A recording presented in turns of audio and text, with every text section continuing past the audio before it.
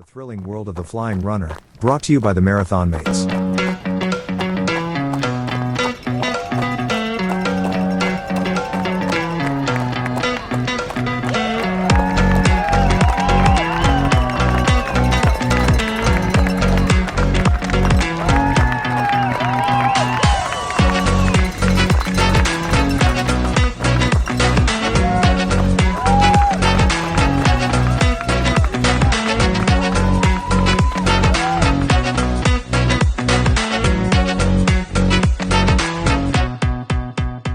Hey there, everyone. It's Tony from The Flying Runner, and welcome to Out and Back. Out and Back, the turnaround point for your weekly running journey.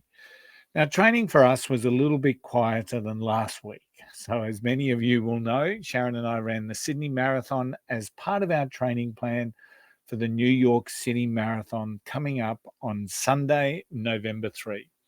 Now, to be fair, it's the longest ever training run we have ever done, training run, the longest ever long run we have ever done. And with today, Sunday, being 6 weeks till New York, it puts us in a great position for the remainder of the journey. So that being said, this week we completed less than 20 kilometers over 2 training runs on Saturday and Sunday, 6.5 on Saturday and 12.2 on Sunday. So being a bit of a light recovery weekend after our marathon length long run last weekend.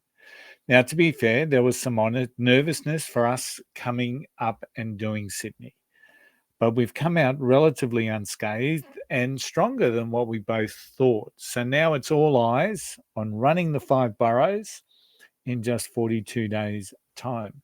Now, seriously, we cannot wait as we share our victory lap of getting our 6 stars in Tokyo this year with everyone. And of course, we're going to be on hand to cheer on Tim and Tara getting their 6th star in the New York City Marathon. So it's all eyes on New York.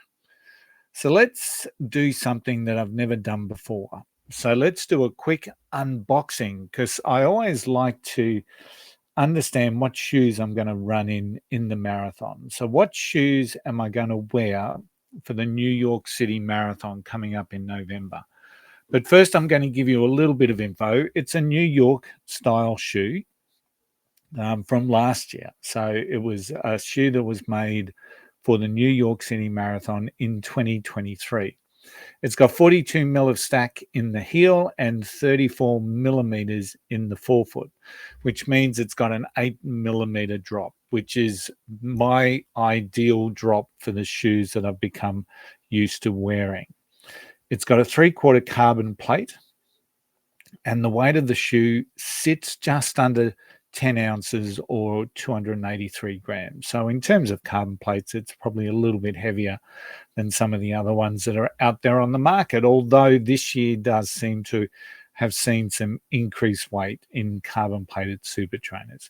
Now, I picked these up last year in 2023, leading into, I believe it was the Christmas sales, and during some bargains, it might have been Black Friday during the October sales. And I've put them aside to run this year's marathon in.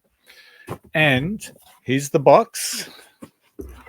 And I'm just going to, for those people watching, of course, you are going to see the shoe, and hopefully I will be able to describe it for those people that are listening. So this is just one of the shoes. I'm not going to take them both out. So this is the New York designed Kinvara Pro from Saucony, released for last year's show. You can still see the paper in there. So this is the first time that they've actually come out. They are a wonderful shade of red, white, and blue. They've got all through the foam and the stack. They've got New York, NYC, New York, both in red and blue writing. And then the foam up above that is just in a transitionary sort of a color way of red at the back leading to blue at the front. Yeah, other than that, it's a plain and simple white shoe, but I'm sure it's going to stand out and I'm sure I'm going to enjoy running that. You can see the carbon plate, as for those people watching. It uses the Saucony speed roll technology, and it's a pair of shoes that I've come to love. I've got a pair of Kinvaras. When I first started wearing them, of course, I still had a lot of pain in my ankle, but as my ankle has healed, and I found a lot of benefit in wearing those shoes, both as a training shoe and as a race day shoe. So the Kinvara Pro is my shoe of choice for the New York City Marathon. And between now and then, I'm probably going to do 3 to 4 of my long runs in the shoes. I'll start walking in the shoes next week. And I will want about 80 to 100 kilometers on the shoe prior to the marathon. So they've got a bit of wear in them, but and they're a bit more softer than what they may be straight out of the box. And I've traditionally found that 80 to 100 kilometers in a shoe just the sweet spot for taking on a marathon. And in between, of course, that means I'm not going to run in these shoes a great deal between now over the next 6 weeks. So I will be running in my other pair of Kinvara Pros that have, I think they've got about 250 to 280 kilometers on them right as we speak.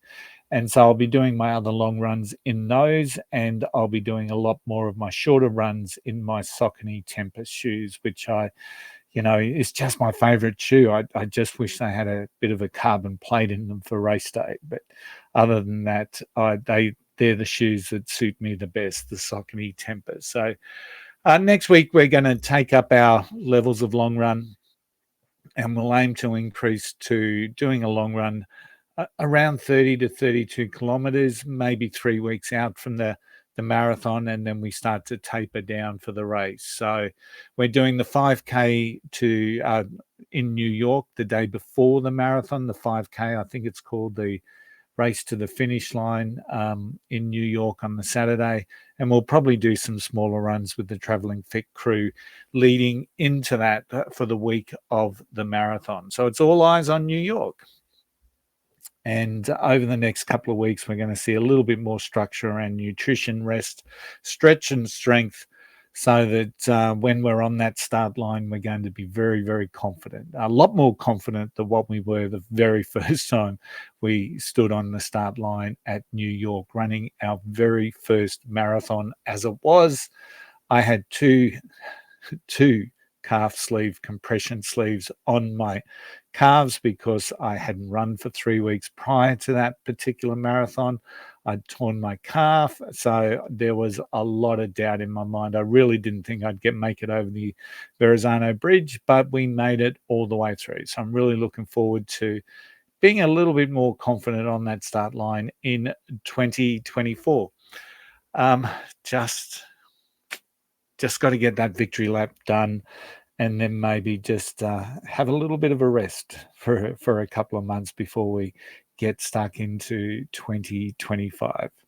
Hey, thanks for tuning in. If you like our podcast, please subscribe wherever you are tuned in and leave a review, as it really does help people find us. So if you found value in the podcast, please help others find the podcast, because so they can get that value as well. Watch out for our next full episode coming up this Friday, where we are going to have an in-depth session around Curragh NZ, the black currant extract that Tara has been finding incredibly beneficial.